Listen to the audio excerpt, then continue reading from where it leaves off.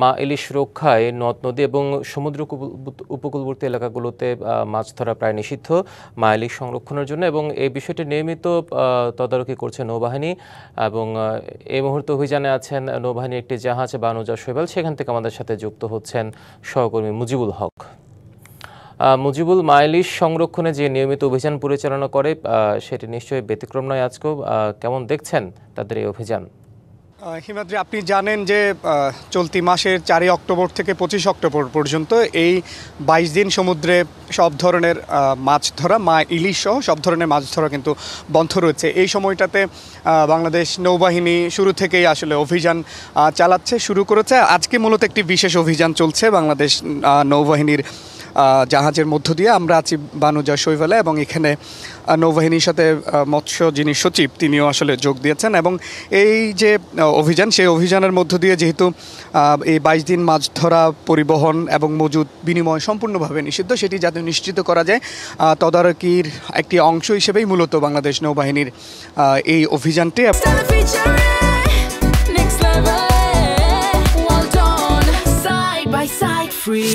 এবং এই অভিযানের মধ্য দিয়ে আসলে পুরোপুরিভাবে যাতে সরকারের যে নিষেধাজ্ঞা সেটি যাতে মান্য করা হয়, জেলেরা যাতে সেটি মানেন, সেই বিষয়টি নিশ্চিত করবার জন্য তারা এই অভিযানটি চালাচ্ছে। আপনি জানেন যে বাংলাদেশ নৌবাহিনী এইড টু সিভিল পাওয়ারের আওতায় তাদের যে উপকূলীয় অঞ্চল এবং অভ্যন্তরীণ নদ নদীতে মা ইলিশ সংরক্ষণের যে বিশেষ অভিযান 2025 সালের এবারে, সেই অভিযানটি নিশ্চিত করবার জন্য আসলে তারা চেষ্টা করছেন, অভিযান চালাচ্ছেন বারবার।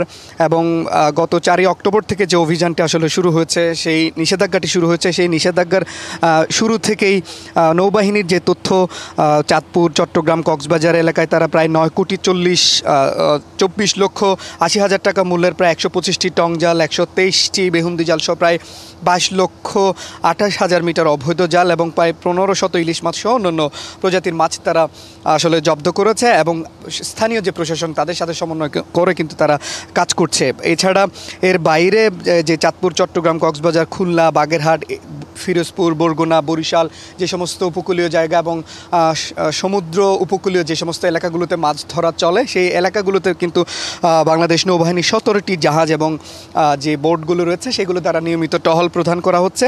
এবং সবচেয়ে গুরুত্বপূর্ণ যে ব্যাপারটি সেটি হচ্ছে গভীর সমুদ্রে যে বিদেশি জাহাজগুলো, মৎস্য শিকারীরা যে অনুপ্রবেশ, যে কোনো ধরনের অনুপ্রবেশ বন্ধে তারা কিন্তু সজাগ রয়েছে। এর বাইরে যে কোনো ধরনের যে অভিযানগুলো মাছ ধরতে বিদেশি যে প্রতিষ্ঠানগুলো বা জাহাজগুলো আসে, সেই অভিযানগুলো আসলে নিশ্চিত করার জন্য বা সেটি যাতে ঠিকঠাকভাবে হয় বা সরকারের যে নিষেধাজ্ঞা সেটি যাতে সম্পূর্ণরূপে জেলেরা পালন করেন, সেটি নিশ্চিত করবার জন্য আসলে তারা এই অভিযানটি পরিচালনা করছে। তো অভিযানটি ইতিমধ্যে শুরু হচ্ছে। আমরা গভীর সমুদ্রের দিকে যাচ্ছি। নিশ্চয়ই পরবর্তী ধাপে ধাপে আরও বিস্তারিত খবর এখান থেকে আমরা জানাতে পারবো। হিমাদ্রি, ধন্যবাদ মুজিব।